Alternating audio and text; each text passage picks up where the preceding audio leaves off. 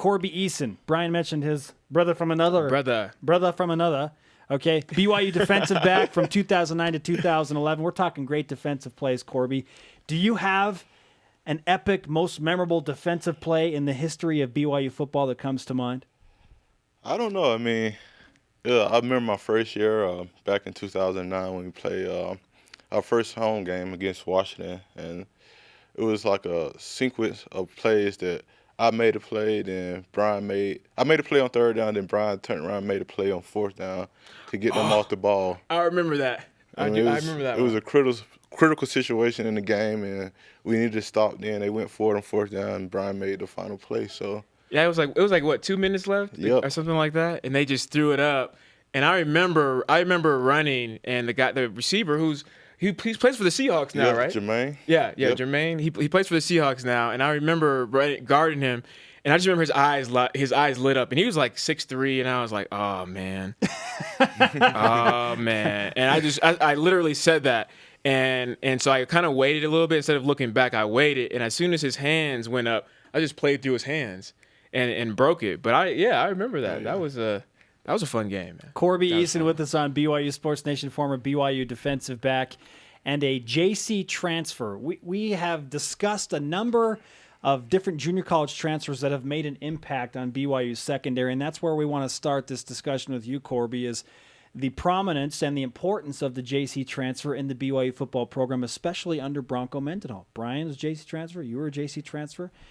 Why is it that BYU relies so heavily on these guys that have to come in after a few years away from and playing some JC ball? Oh yeah, I just feel like guys like us, JC guys, we come in, we are ready to play right away, and that's the urgent need that BYU always have to get DBs. I mean, that's the hardest position to recruit, especially as a freshman. I mean, you need to get those guys in to play, and without those guys, it's hard to have a freshman to step in the bright lights. And I mean, DB is a tough position on the field, I feel like, because you always know when you make a mistake, and everything, long run, long pass, is all on you because everyone see you. Why do you want to play that position? Spotlight. You get the glory too. You know, it's risk reward. I don't want to compare it to quarterback, because quarterback is a whole nother level, right? I mean, you literally put the team on your back, win and lose. But as a DB, man, it's like we talked about this earlier. It's something about just having that swag, and swag goo. You take your jar out, you put some swag, swag goo. Swag goo.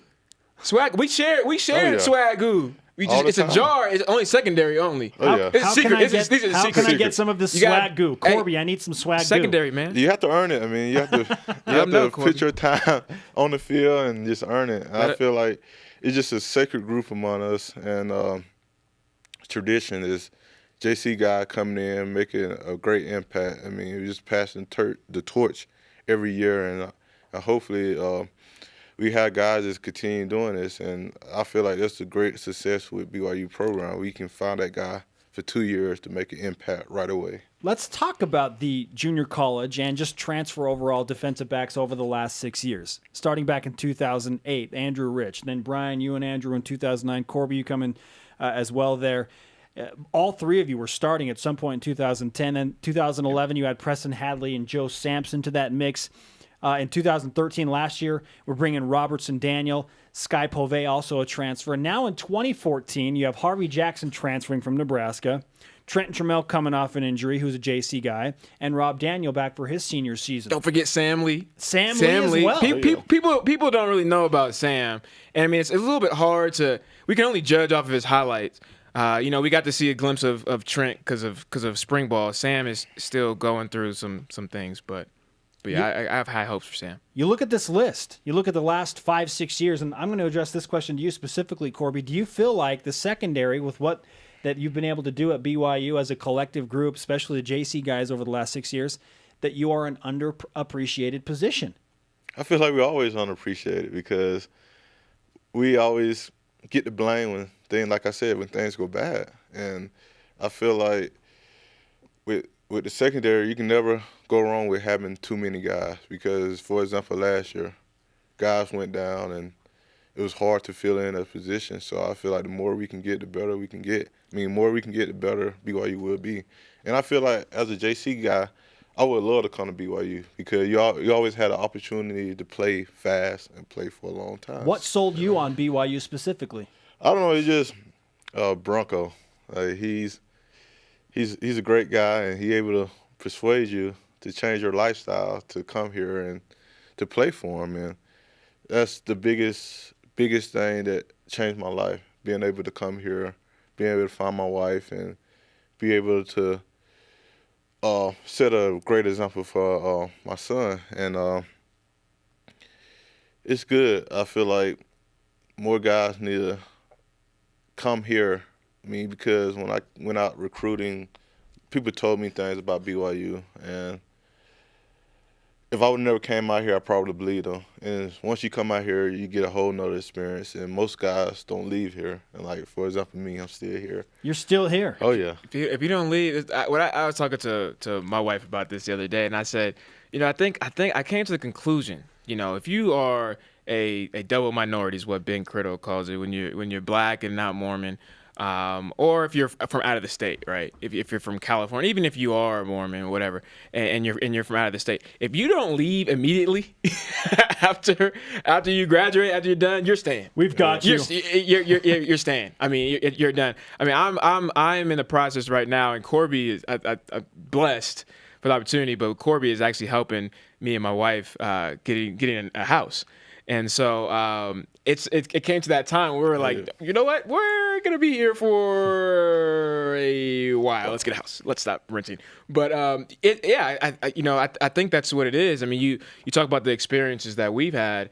We've had ups and downs, and I love just going to practice or going to lunch with Corby and Andrew and Brandon Bradley and just clowning around, man. I mean, the things that we say, I think we would probably make other grown men cry, but we're just we're just brothers, man.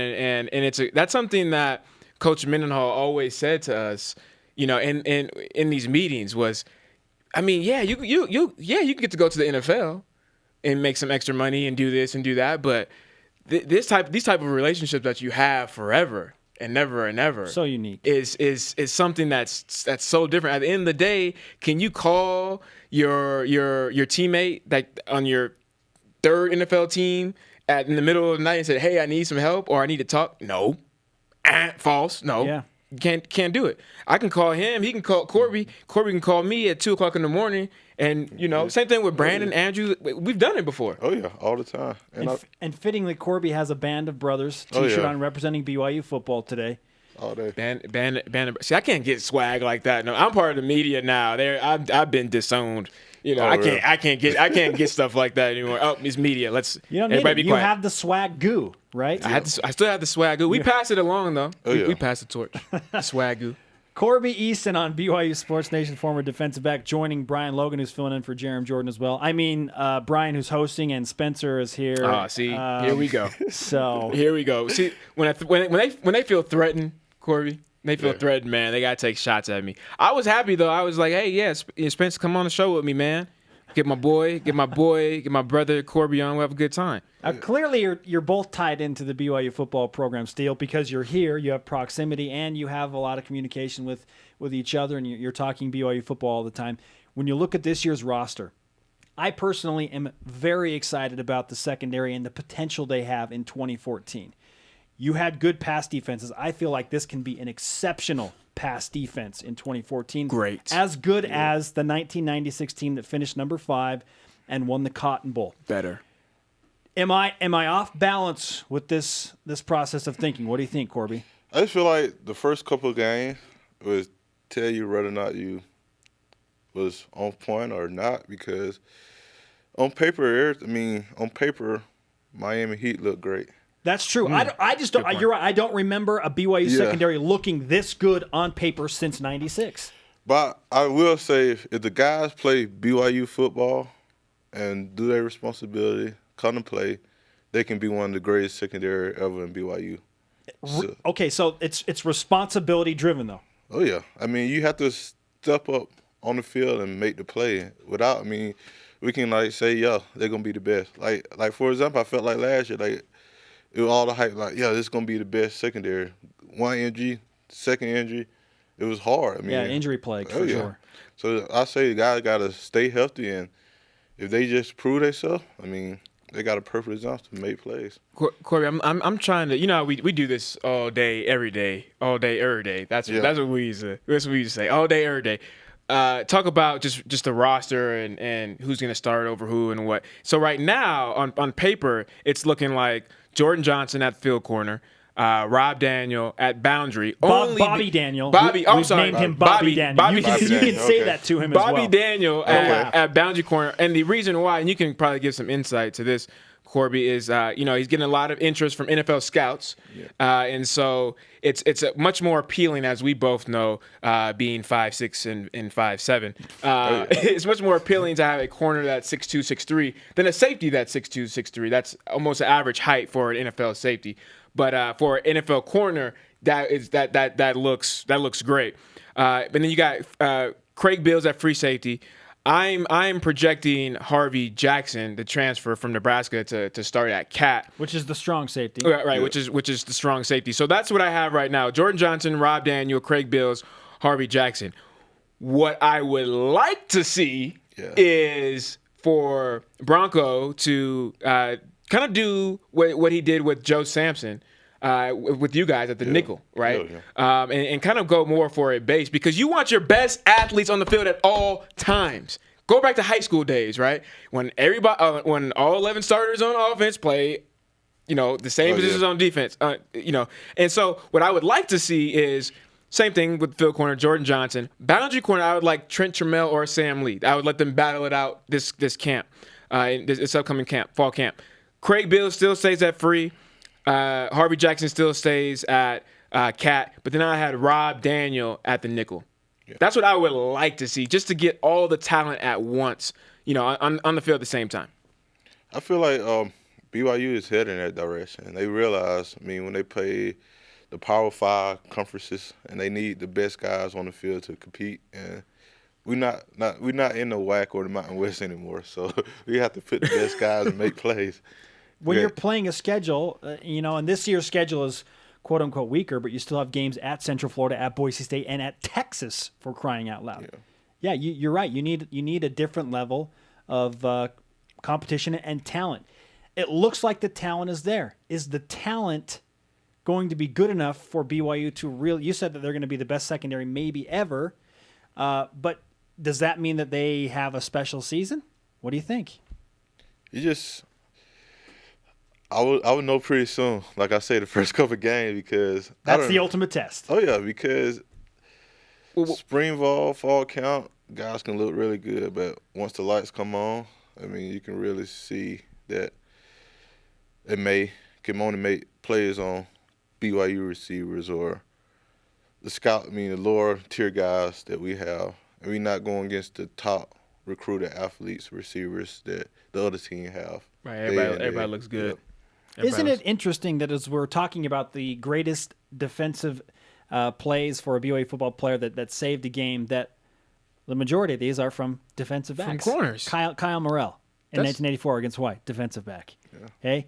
Gennaro Guilford, 2001 against Utah, defensive back. Tim McTire, Cotton Bowl, defensive back. Omar Morgan, defensive back in the Cotton Bowl. Irvin Lee, we're going to talk about him against Miami coming up, defensive back. Yeah, It's what it is, man. It's the best. It's the best athletes play corner. Oh yeah. That's just bottom line. That's what it is. And in all of sports, that's what I believe. Hey, what I forgot to do to look up was our stats. One time we were competing, so with pass breakups. Yeah. So I think I had the record right. I think you were close. I think Preston might have broke. Who's another JC transfer, Preston Hadley. But I would like to see that, man. I haven't looked at it in a minute, because I would still like to have those bragging rights. Like when we're like at each other's house and he cooks dinner and he's like, hey, can you do dishes? I'm like, well, who has the most pass breakups? That should be Breaking news! I'm being told that Corby Eason had 17 and Brian Logan had 18. Woo! Okay. No Wow. dishes. No Oh, just dishes they're for telling me me. 21 now. So you're up 21. for 21. Oh, I forgot my Okay. interceptions, man. Oh yeah. Okay. You had what interception? 0. I dropped all of mine. You know, my Corby's hands. You fingers. gotta look at Corby's fingers, and we would always clown on his fingers and his hands. And I remember. Who's taller? Come on, man. Me. Okay, there you go, Corby. You got that on him. Still got to do dishes.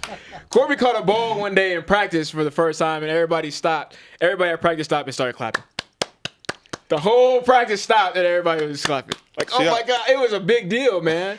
We went and bought him dinner, some Jamba Juices afterwards. You sure you want to hang out with Brian anymore, Corby? No, it's fine. It's see, Brandon's the problem. Brandon Bradley. Is He always feel bad that he doesn't fit in with us because he's old. Yep, He's like 35. tall, He's like 35 years old. and not a JC guy. So Yeah, he he's always, not JC. He always feel left out, and it's okay, Brandon. Like things will be okay. The band of JC Brothers. Hey, Corby, it's been great to have you. Before you go, would you mind signing our yeah. BYU Sports Nation Rise Up flag?